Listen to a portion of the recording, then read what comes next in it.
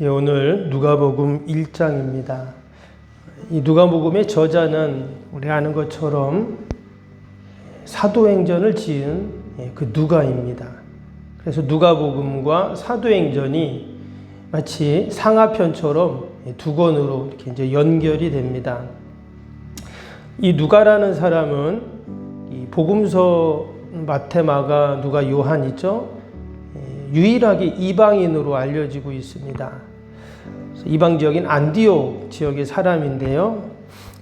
그럼에도 불구하고 그가 이렇게 복음서, 예수님의 모든 행적을 기록할 수 있었던 이유는 바로 그가 바울의 제자였기 때문에 그렇습니다. 바울의 신실한 제자였죠. 그래서 바울을 통해서 하나님의 말씀을 듣고 또 예수님에 대한 행적들을 그가 들을 수가 있었습니다. 그의 직업이 의사였다 이렇게 이제 알려지고 있는데요.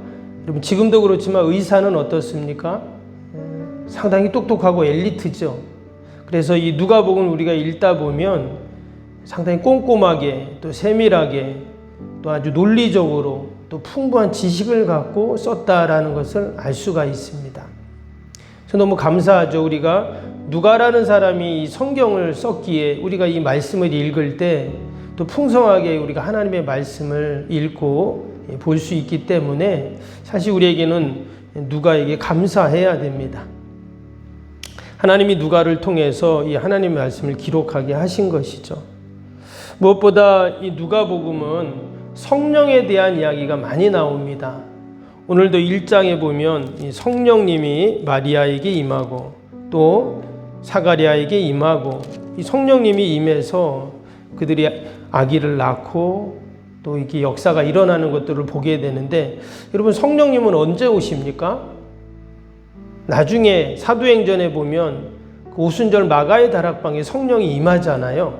그런데 이미 지금 성령님의 역사들이 계속 일어나고 있습니다. 그래서 바로 이제 하나님의 은혜죠. 여러분 이 새벽에도 우리가 말씀을 듣고 기도하고 믿음으로 주님 앞에 나아갈 때 마리아에게 임했던 사가랴에게 임했던 여러분 그 성령님이 나에게도 동일하게 임하실 줄로 믿습니다. 특별히 오늘 1절에 보면 오늘 1장에 보면 오늘 1장에는 이 누가복음의 서론과 같은 그런 내용이 나옵니다. 왜 이 누가복음을 기록했을까 하는 거예요. 오늘 3절 4절 한번 같이 볼까요? 3절 4절에 한번 보시면 3절 4절입니다. 그 모든 일을 근원부터 자세히 미루어 살핀 나도 데오빌로 각하에게 차례대로 써보내는 것이 좋은 줄 알았노니 이는 각하가 알고 있는 바를 더 확실하게 하려 함이로라 그랬습니다. 여기 보면 데오빌로라는 사람이 지금 나왔죠. 데오빌로. 과연 이 사람이 누구인가? 정확히 성경에는 이름만 언급됐지 누군지는 알 수가 없습니다. 분명히 이 누가가 이 데오빌로라는 사람에게 이 모든 일을 근원부터 자세히 살펴서 뭐라 그랬어요? 각하에게 차례대로 내가 써보내는 게 좋은 걸로 알고 쓴다 이렇게 나왔어요. 그러니까 한마디로 누가라는 사람이 데오빌로에게 쓴 편지입니다. 근데 어떤 내용을 쓴 거예요? 예수님이 어떻게 태어나시고 또 왜 오셨고 그분이 어떤 일을 하셨고 또 그분이 나를 위해 십자가에 죽으시고 부활하시고 승천하시고 이런 일들을 쭉 지금 기록을 했다는 거예요. 여러분 대단하지 않습니까? 어떤 한 사람에게 복음을 전하기 위해서 이렇게 많은 내용들을 이 책을 마치 한 권의 책을 지금 기록을 한 거예요. 여러분 이 복음을 전한다는 게 이런 겁니다. 우리가 누구에게 전도하고 복음 전할 때 사실 쉽지 않죠. 우리 같이 교회 가자 그랬더니 그래 알아서 갈게 이런 사람은 없습니다. 그걸 위해서 기도하고 또 우리가 또 때로는 같이 밥도 먹고 또 같이 교회 가자고 소위 말해서 그 포실라이제이션 있잖아요. 처음에는 모르니까 계속 이렇게 우리가 교회 가자고 권면하고 결국 그래서 마음이 열려서 그래서 교회 오잖아요. 지금 이 누가가 이 데오빌로를 위해서 이렇게 많은 이 긴 편지를 성경을 써서 그에게 복음을 전했다는 것을 볼 때 참 너무나 이 누가라는 사람이 참 너무나 귀하다, 참 너무나 감사하다 이런 생각을 합니다. 결국 하나님께서 이 데브일러의 마음을 여셨겠죠. 근데 이 누가복음뿐만 아니라 서두에도 말씀드린 것처럼 사도행전도 그 데오빌로라는 사람에게 쓴 편지예요. 그래서 이 누가복음은 예수님의 행적에 대해서 쭉 기록을 했다면 사도행전은 어떨까요? 사도행전은 이제 그 예수님을 통해서 전해진 그 복음들이 이제 제자들을 통해서 사도들을 통해서 어떻게 땅끝까지 계속 그 복음이 전파되는가를 또 보여준, 마치 복음서와 제자들의 행적을 연결해주는 연결고리와 같은 책이거든요. 그래서 이 누가복음과 사도행전이 너무나 귀한 그런 책이다라는 것을 우리가 다시 한번 알 수가 있습니다. 무엇보다 오늘 이 누가복음에는 우리가 어제 마가복음 마지막 장에서 그 막달라 마리아에 대해서 이제 살펴보았는데, 오늘은 똑같은 마리아인데 이번에는 예수님의 육신의 어머니인 마리아에 대해서 이렇게 쭉 기록을 하고 있습니다. 오늘 특별히 마리아를 보니까 여러 가지 말씀들이 나오지만 30절 한번 볼까요? 30절에 보니까 천사가 마리아에게 그런 얘기를 합니다. 천사가 이르되 마리아여 무서워하지 말라, 내가 하나님의 은혜를 입었느니라 그랬어요. 이 마리아는 어떤 여인이냐? 하나님께 은혜를 입은 여인이에요. 여러분, 이 새벽에도 하나님이 저와 여러분들에게 하나님의 은혜를 입혀 주실 줄로 믿습니다.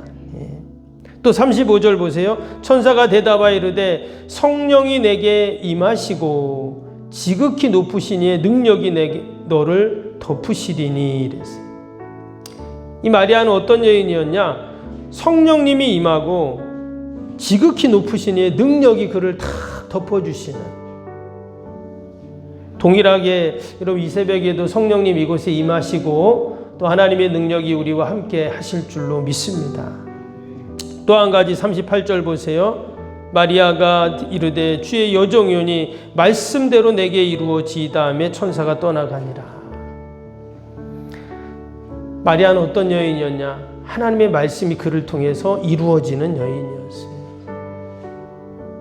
여러분, 하나님이 저와 여러분을 통해서 하나님의 말씀을 이루시는 오늘 하루가 될 줄로 믿습니다. 내 의지로 사는 하루가 아니라 하나님의 말씀이 내게 전해지고 내가 그 말씀을 붙잡을 때 그 말씀이 나를 통해서 오늘도 이루어지는, 그럼 이러한 역사들이 우리에게 있을 때 그것이 바로 성도의 삶이고 여러분 복된 삶이 될 줄로 믿습니다. 그래서 오늘 그 엘리사벳이 그런 얘기를 했어요. 엘리사벳을 찾아갔죠. 마리아가 하도 답답하고 하니까. 그랬더니 엘리사벳이 이런 얘기를 합니다. 42절 볼까요? 42절. 큰 소리로 불러 이르되 여자 중에 내가 복이 있으며 내 태중의 아이도 복이 있도다. 마리아는 어떤 여인이에요? 복된 여인이에요.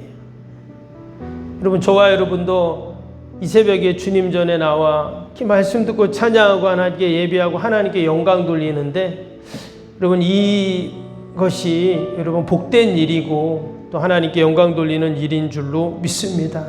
그래서 마리아는 그 이야기를 듣고는 어떻게 해요? 오늘 46절부터 보면 마리아의 찬가가 나옵니다. 찬양을 하는 거예요. 근데 찬양의 내용을 가만히 보니까 내용이 어떤 내용이냐? 하나님이 어떤 분이신지를 찬양하고 있어요. 하나님은 이런 분이다.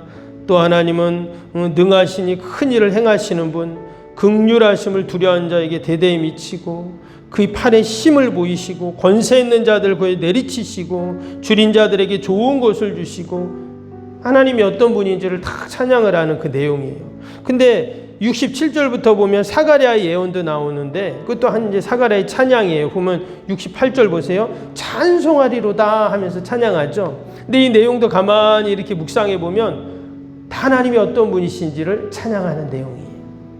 그래서 우리가 오늘 하루도 내가 마리아다라는 마음을 갖고 내가 복된 자이고 성령님이 내게 임하고 또 말씀이 나를 통해서 이루어지고 또 은혜를 입고, 우리가 다 마리아거든요.